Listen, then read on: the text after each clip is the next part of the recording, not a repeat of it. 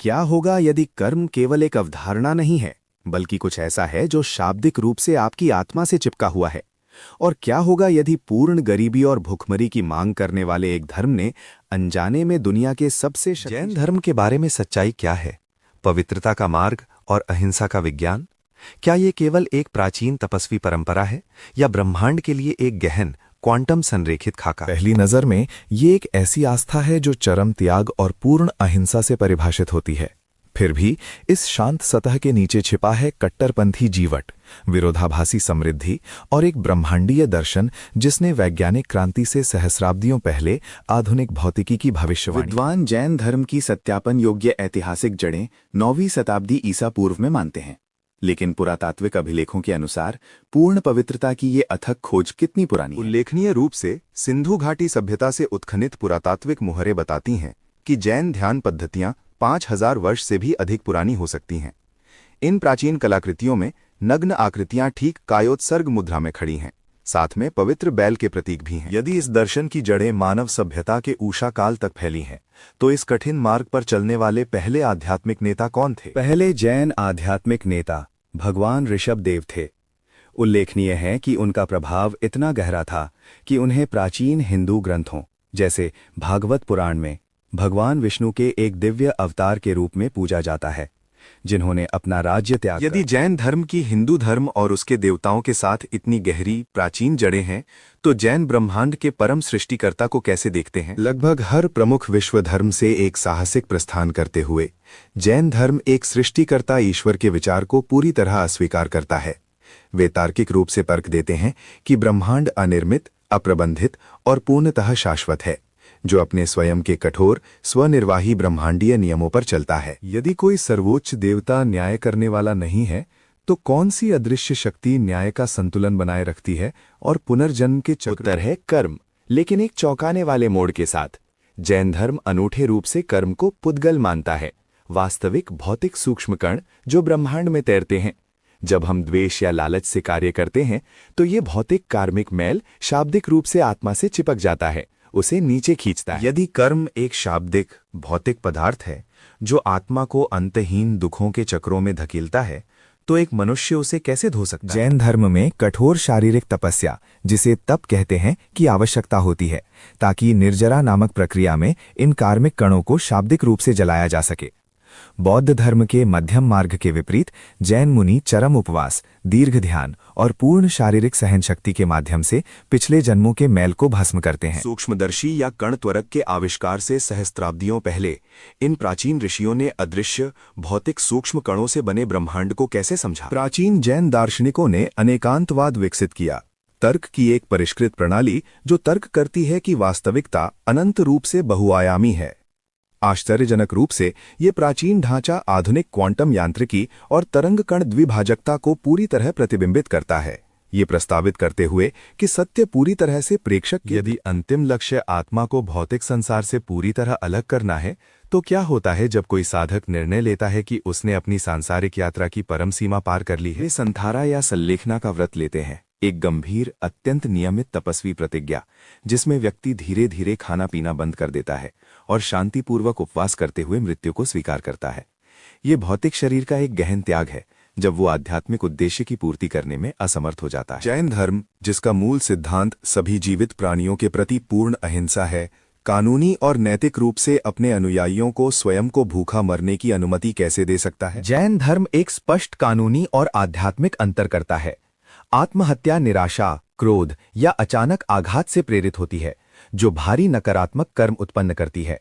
संथारा पूर्ण शांति और वैराग्य के साथ ली जाती है। हर वर्ष 200 से अधिक जैन इस अनुष्ठान को करते हैं, इसे परम आध्यात्मिक विजय मानते हुए। जब एक समुदाय ऐसी प्रतिज्ञाओं से बंधा हो जो घास के एक तिनके को भी नुकसान पहुंचाने से मना करती हो, तो जब धरती स्वयं उनके विरुद्ध हो जाए, तो वे कैसे जीवित रहते हैं? 3री शताब्दी ईसा पूर्व में मगध साम्राज्य में एक विनाशकारी 12 वर्षीय अकाल पड़ा। फसलें सूख गईं, नदियां सूख गईं और अडिग जैन मठवासी संघ का पूर्ण विनाश सामने था। इस विध्वंसकारी प्राकृतिक आपदा ने भोजन और जीवन की तलाश में दक्षिण की ओर भिक्षुओं के एक विशाल हताश प्रवास को जन्म दिया। 1 दशक से अधिक समय तक भूखमरी और कठोर नए वातावरण का सामना करते हुए इन कठोर तपस्वियों ने जीवित रहने के लिए अपने प्राचीन नियमों से कैसे समझौता किया? क्रूर परिस्थितियों में जीवित रहने के लिए जैन मठवासी संघ के आधे सदस्यों ने एक विवादास्पद निर्णय लिया।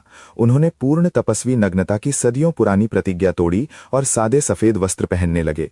स्वयं को ढकने के इस व्यावहारिक निर्णय ने जैन धर्म को स्थायी रूप से दो अलग संप्रदायों में विभाजित कर दिया। जबकि श्वेतांबर या श्वेत वस्त्रधारी भिक्षुओं ने बदलती दुनिया के साथ अनुकूलन किया, उन परंपरावादियों का क्या हुआ जिन्होंने अपने शरीर को ढकने से वे दिगंबर या दिगवसन संप्रदाय के नाम से जाने गए। उन्होंने ये माना कि अपरिग्रह के सिद्धांत के अनुसार पूर्ण अनासक्ति के लिए संपूर्ण नग्नता आवश्यक है। उनका विश्वास था कि कपड़े का एक टुकड़ा, एक धागा भी रखना आत्मा को परम ब्रह्मांडीय मुक्ति प्राप्त करने से रोकता है। क्या ये अडिग दिग्वसन भिक्षु केवल प्राचीन ग्रंथों द्वारा अतिरंजित पौराणिक आकृतियां थे या उनके चरम अस्तित्व का कोई ठोस भौतिक प्रमाण है? प्रमाण पत्थर में उजागर हुआ लोहानी पुरधड़, एक शीर्ष विहीन अत्यंत पॉलिश की गई पत्थर की मूर्ति जो 3री शताब्दी ईसा पूर्व की है, जैन तपस्वी नग्नता के सबसे पुराने और सबसे आश्चर्यजनक पुरातात्विक प्रमाणों में से एक है, जो दिगंबर गुरुओं की प्राचीन वास्तविकता की पुष्टि करती है। जैसे जैसे सदियां बीतीं और हिंसक मूर्ति भंजक साम्राज्यों ने भारतीय उपमहाद्वीप को रौंदा, अहिंसा को समर्पित एक धर्म ने भारी हथियारों से लैस विजेताओं से अपनी रक्षा कैसे की? जबकि भिक्षुओं को आत्मरक्षा में हाथ उठाने की मनाही थी, आस्था जैन गृहस्थों के असाधारण साहस की बदौलत गंभीर उत्पीड़न से बची रहीं। साधारण व्यापारियों, कारीगरों और परिवारों ने पवित्र शिक्षाओं को पूर्ण विनाश से बचाने के लिए अपनी जानें जोखिम में डाली। जब विदेशी सेनाएं मंदिरों को जलाने और भिक्षुओं का नरसंहार करने के लिए आगे बढ़ीं, तो इन साधारण परिवारों ने यह सुनिश्चित करने के लिए क्या किया कि उनका इतिहास मिटाया न जाए? रात के अंधेरे में साहसी गृहस्थों ने मंदिरों से भारी संगमरमर की मूर्तियां चुपके से निकालीं। अपने विशाल अमूल्य ज्ञान की रक्षा के लिए उन्होंने हजारों नाजुक पांडुलिपियों को पत्थर की तिजोरियों में सील किया और पश्चिमी रेगिस्तानों की बदलती रेत के नीचे पूरे पुस्तकालय अपने पवित्र ग्रंथों को आक्रमणकारियों की आग से बचाने के बाद जैन समुदाय ने जब पुनर्निर्माण की स्वतंत्रता मिली तो उन्होंने अपनी अपार भक्ति को पत्थर में उकेरा, धरती पर सबसे भव्य संगमरमर मंदिरों का निर्माण किया। रणकपुर और माउंट आबू जैसे स्थान केवल पूजा स्थल नहीं थे, उनकी अनंत विस्तृत फीते जैसी नक्काशियां जैन ब्रह्मांड के सटीक स्थापत्य मानचित्र के रूप में डिजाइन की गई थीं। हम जानते हैं कि वे जानवरों को नुकसान पहुंचाने से इनकार करते हैं, लेकिन जैन अहिंसा की प्रतिबद्धता वास्तव में कितनी सूक्ष्म स्तर तक जाती है? ये उनकी हर सांस और हर कदम को नियंत्रित करती है। भिक्षु कीड़ों को कुचलने से बचने के लिए अपने सामने की जमीन को मुलायम पंखों से धीरे धीरे साफ करते हैं। वे सूक्ष्म जीवों को बचाने के लिए अपना पीने का पानी सावधानीपूर्वक छानते हैं और हवाई जीवन रूपों को अनजाने में सांस के साथ लेने से बचने के रास्ते से कीड़ों को हटाना एक विशुद्ध व्यक्तिगत आध्यात्मिक प्रयास लगता है।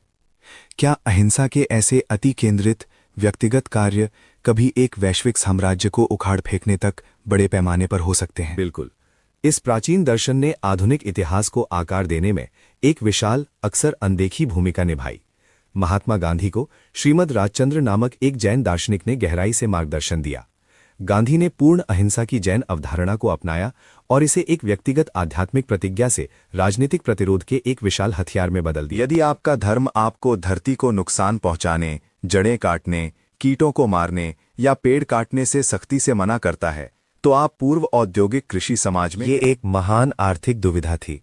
जैन किसान नहीं बन सकते थे क्योंकि हल कीड़ों और कृमियों को काट देता है। वे लकड़हारे, सैनिक या कसाई नहीं बन सकते थे।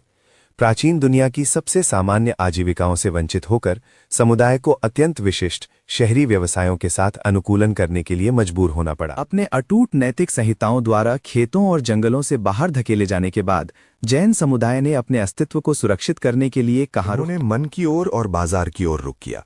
क्योंकि वे धरती से निष्कर्षण नहीं कर सकते थे, वे व्यापार, वाणिज्य और वित्त के उस्ताद बन गए।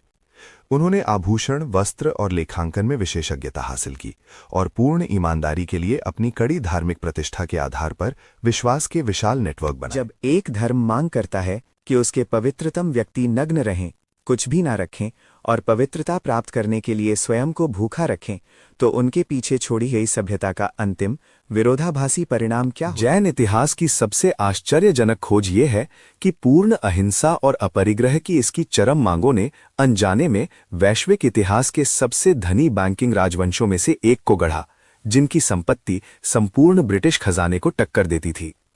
जैन धर्म को केवल एक धर्म के रूप में नहीं बल्कि एक क्वांटम संरेखित दर्शन के रूप में समझने पर, जहां कर्म एक भौतिक पदार्थ है, हम देखते हैं कि कैसे उनकी कट्टरपंथी नैतिकता ने भारत की ऐतिहासिक रूप से तलवार, बंदूक और प्रकृति की निर्मम विजय से प्रभुत्व रखने वाली दुनिया में जैन दर्शन की स्थायी सफलता आज हमें क्या सिखाती है? ये हमें सिखाती है कि सच्ची शक्ति हमेशा विजय में नहीं बल्कि संयम में होती है।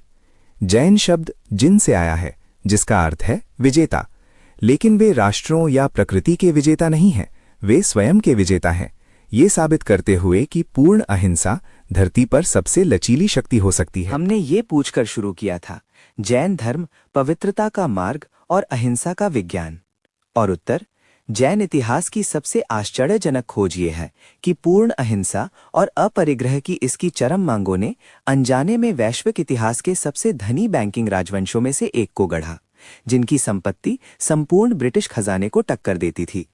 ये वृत्तचित्र शोध जैन धर्म को केवल एक धर्म के रूप में नहीं बल्कि एक शाश्वत क्वांटम संरेखित दर्शन के रूप में समझता है, जहां कर्म एक शाब्दिक भापिक पदार्थ है और वास्तविकता अनंत रूप से बहुआयामी है।